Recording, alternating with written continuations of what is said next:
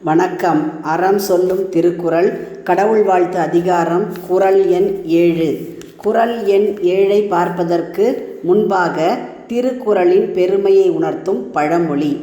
ஆலும் வேலும் பல்லுக்கு உறுதி, நாலும் இரண்டும் சொல்லுக்கு உறுதி.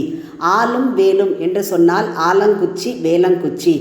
ஆலங்குச்சி வேலங்குச்சியால் முன்காலத்தில் பல் துலக்கினார்கள்.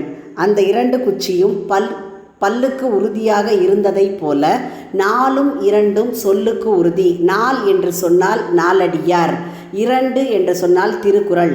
நாலடியாரும் திருக்குறளும் 14 கீழ்க்கணக்கு நூல்களுள் ஒன்று. 4 அடிகளை உடைய நாலடியாரும் 2 அடிகளை உடைய திருக்குறளும் மனித வாழ்க்கைக்கு உறுதி பொருளை தரக்கூடியது. அப்போ மனித வாழ்க்கைக்கு தேவையான அற கருத்துக்களை சொல்லக்கூடிய நூல்கள். குறள் எண் 7 கடவுள் வாழ்த்து அதிகாரம்.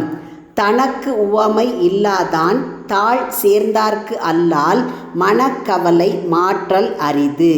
தனக்கு உவமை என்று சொன்னால் ஒப்பிட்டு சொல்கிறது, அதாவது ஆங்கிலத்தில் சொன்னால் கம்பேர் பண்ணுறது அப்படின்னு சொல்லுவோம்.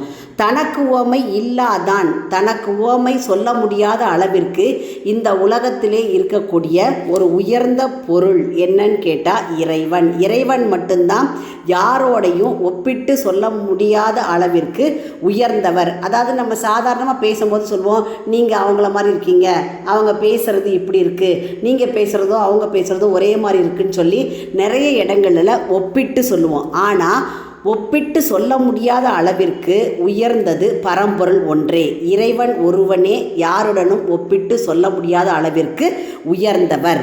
அத்தகைய உவமை சொல்ல முடியாத அளவிற்கு இருக்கக்கூடிய இறைவனினுடைய தாழ் சேர்ந்தார்க்கு, தாழ் என்று சொன்னால் அடி பாதம், திருவடிகளை சேர்ந்தவர்கள்னா அதாவது பொருந்தி நினைக்கணும். அப்போ இறைவனை வழிபடுறோம் அப்படின்னு சொன்னால் நம்மளுடைய மனம் மொழி மெய்களால் பொருந்தி வழிபடுதல். மனதாலையும் மொழியாலையும், மொழினா ஏதாவது மந்திரம் சொல்லுவோம், வேதம் சொல்லுவோம், ஸ்லோகம் சொல்லுவோம், அந்த மாதிரி மெய் உடல். அப்போ எல்லாத்தாலையும் பொருந்தி நினைக்கின்றவர்களுக்கு அல்லாமல், சேர்ந்தார்க்கு அல்லாமல், அப்படிப்பட்டவங்களுக்கு மட்டும் அல்லாமல் மற்றவருக்கு மனக்கவலையை மாற்ற முடியாது. அப்போ உங்களுடைய மனக்கவலை தீரணும். நீங்கள் கோவிலுக்கு போகிறீங்க அல்லது வீட்டில் சாமி கும்பிட்றீங்க அப்படின்னா அந்த இறைவனை வணங்கக்கூடிய அந்த 1 நிமிடமோ 2 நிமிடமோ மனம் மொழி மெய்களால் இறைவனை வணங்குதல் வேண்டும்.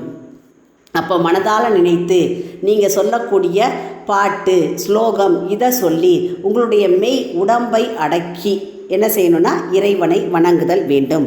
அப்போ அந்த மாதிரி வணங்குறவங்களுக்கு மட்டும்தான் வாழ்க்கையில் வரக்கூடிய மனக்கவலையை மாற்ற முடியும், மற்றவருக்கு மாற்ற முடியாது. அதாவது ஏனோ தானோ அப்படின்னு சொல்லிட்டு கடவுள் நினைக்கிறேன், நான் கோவிலுக்கு போகிறேன் அப்படின்னு இருந்தால் மனக்கவலை தீராது.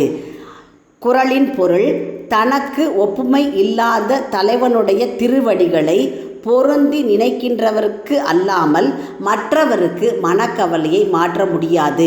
அப்போது உங்களுடைய மனக்கவலை மாற வேண்டும், தீர வேண்டும் என்று சொன்னால் இறைவனினுடைய திருவடிகளை மனம் மொழி மெய்களால் வணங்க வேண்டும் என்கிறார் வள்ளுவர்.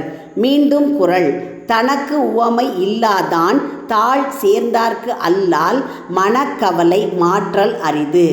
உங்கள் இல்ல குழந்தைகளின் மனதிலே தினம் ஒரு திருக்குறள் பதிய எங்கள் சேனலை சப்ஸ்கிரைப் செய்யுங்கள். லைக் பண்ணுங்கள், ஷேர் பண்ணுங்கள், சப்ஸ்கிரைப் பண்ணுங்கள், கமெண்ட் பண்ணுங்கள். நன்றி.